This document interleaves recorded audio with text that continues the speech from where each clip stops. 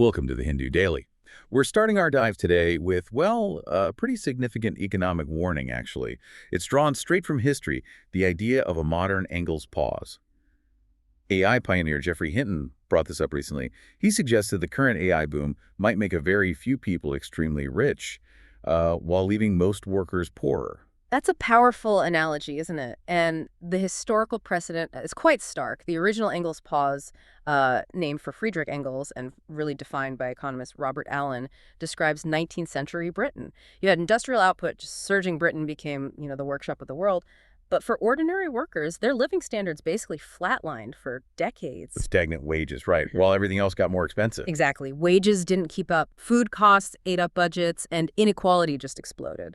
The real benefits of all that new tech, they only trickled down much, much later. And that's the worrying parallel today. We're seeing data points that sort of echo that.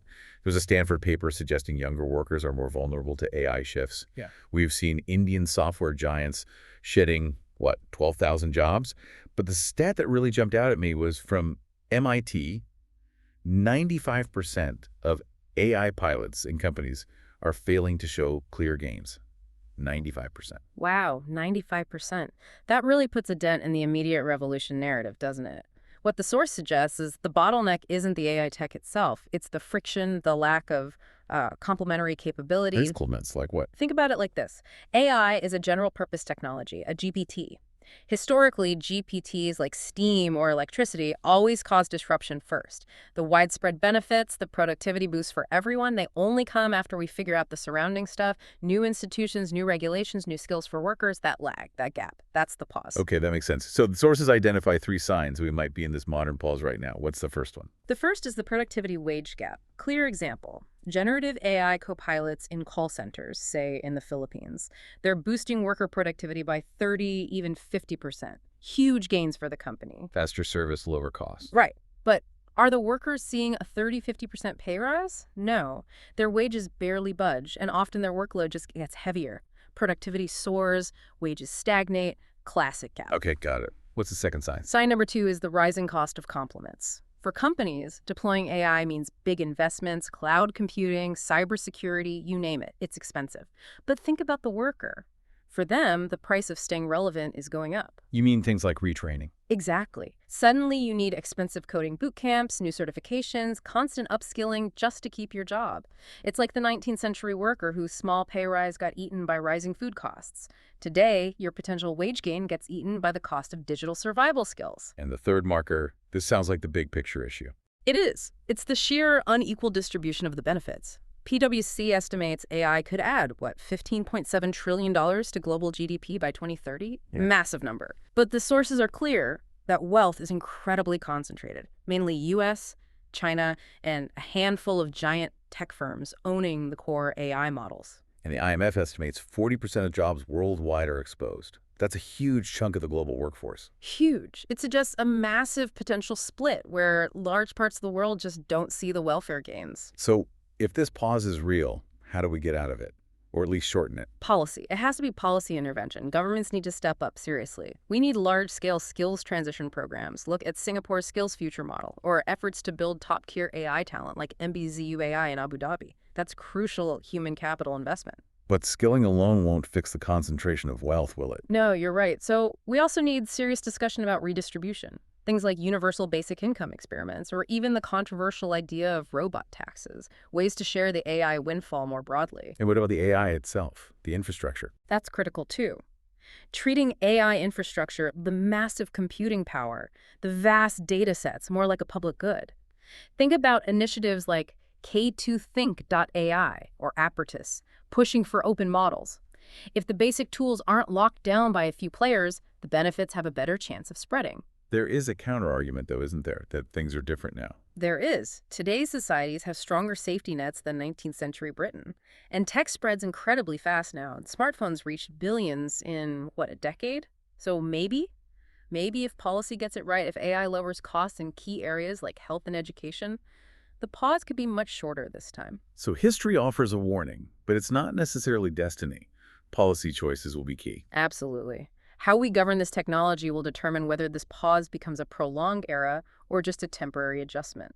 Okay, let's shift gears now. From the digital world to the very physical, food loss and waste in India. The recent International Day of Awareness for this really highlighted the scale. Globally, nearly a third of all food produced is lost or wasted. That's staggering. It is. And India faces this challenge in a big way. The financial cost alone is immense, nearly 1.5 trillion rupees annually. Just to put that in context for you, that's about 3.7% of India's entire agricultural GDP just vanishing. Wasted resources, wasted effort. And it's not just money, is it? Certain crops are more vulnerable. Definitely. Fruits and vegetables, being more perishable, see the highest losses around 10 to 15%. But even staples suffer. We're talking about 4.8% loss for paddy, that's rice, and 4.2% for wheat. These seem like small percentages, but given the scale of production. It adds up quickly. And the source mentioned a surprising climate connection, too. Yes, that's crucial. The FAO and NIFTM study estimated that food loss from just 30 key commodities in India generates over 33 million tons of CO2 equivalent emissions every year. 33 million tons from wasted food. Primarily from the decomposition, yes. And paddy rice has a disproportionate impact here. Because rice cultivation is so methane intensive, methane being a really potent greenhouse gas, much more so than CO2, in the short term, even relatively small percentage losses in paddy translate into huge emissions. Over 10 million tons of CO2 equivalent just from lost rice. Wow. And it's important for listeners to understand where this loss happens in India. It's different from, say, Western countries. Exactly. In high-income countries, a lot of waste happens at the consumer end, food we buy and then throw away. But in India, the vast majority of losses occur much earlier in the supply chain, during handling, storage, processing, distribution. It's largely due to infrastructure gaps. So if the problem is early in the chain, the solutions need to target that. Precisely. Strengthening the physical infrastructure is key. We need a massive upgrade and expansion of cold chains, pre-cooling units near farms, refrigerated transport, better warehouses. The PMKSY scheme is aimed at this. But what about smaller farmers? Big infrastructure might not reach everyone. Good point. Affordable, accessible technologies are vital too.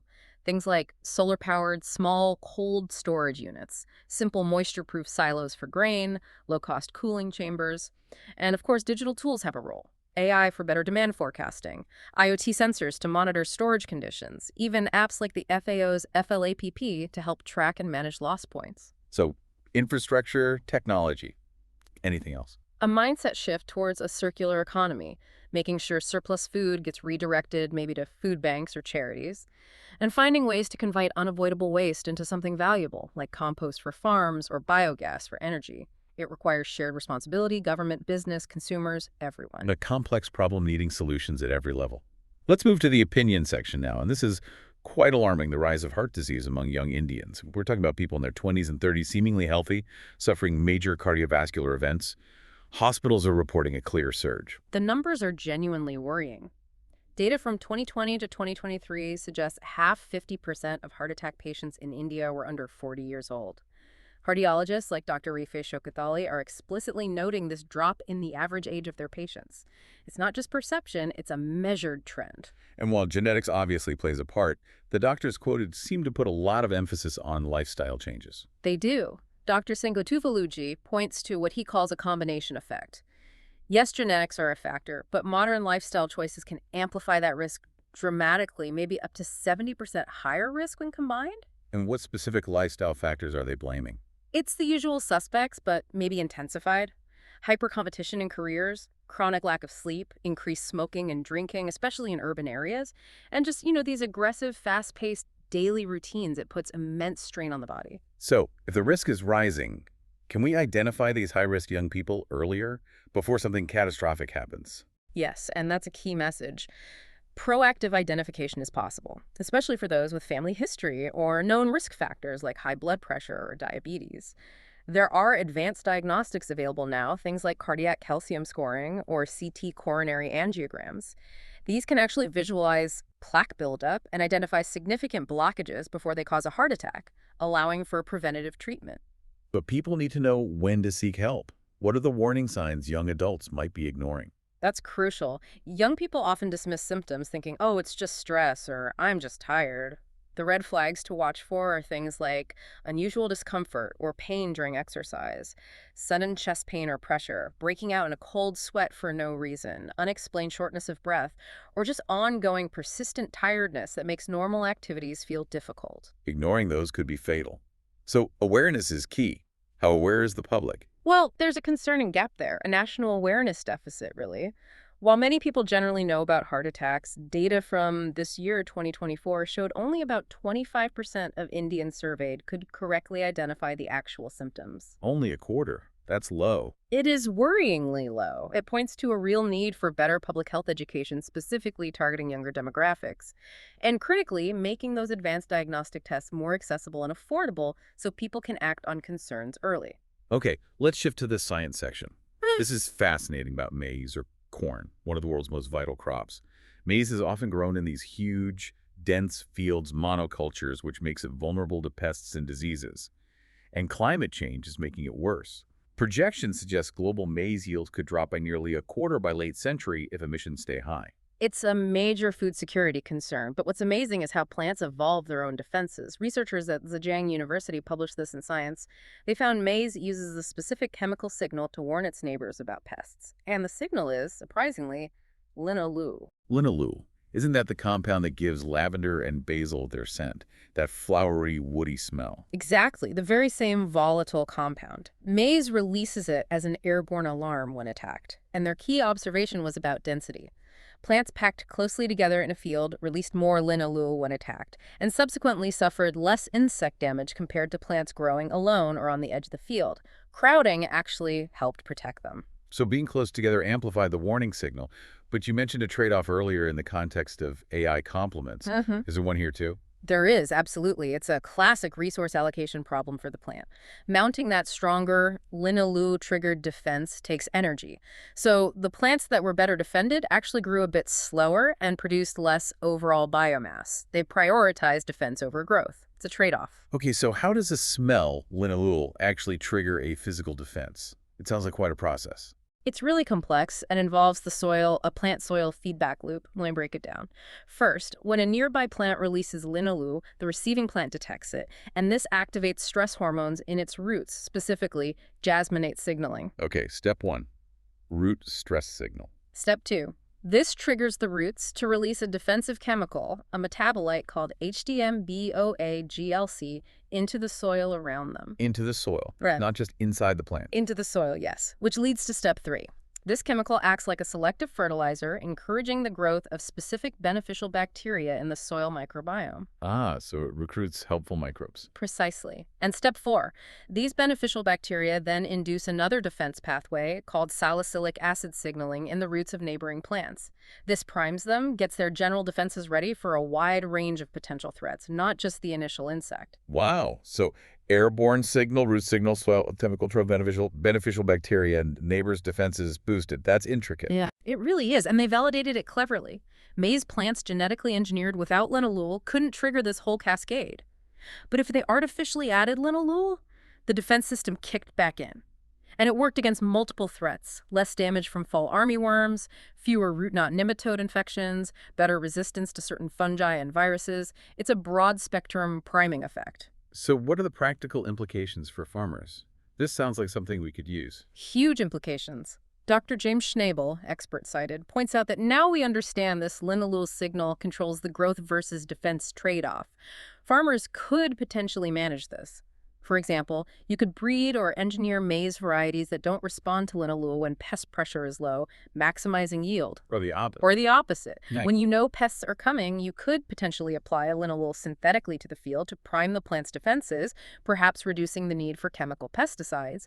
It allows for much more targeted crop management. Fine-tuning resilience. Very interesting. Okay, let's move to our final section, text and context, looking at India's state finances. This kicks off with a real attention grabber from the CAG report. Uttar Pradesh reporting a revenue surplus of 37,000 crore, more than double Gujarat's surplus. Sounds great on the surface, right? Fiscal health. It sounds impressive, yes. But a simple arithmetic surplus like that, it can be misleading. You really have to dig into how that surplus was achieved. Does the state generate enough money on its own to cover its spending, especially on welfare? Or is it heavily reliant on money from the central government and maybe borrowing? This points to what economists call the vertical fiscal imbalance. And the difference in self-reliance is stark when you look at the numbers. It really is. Take Right. 2022-23 figures.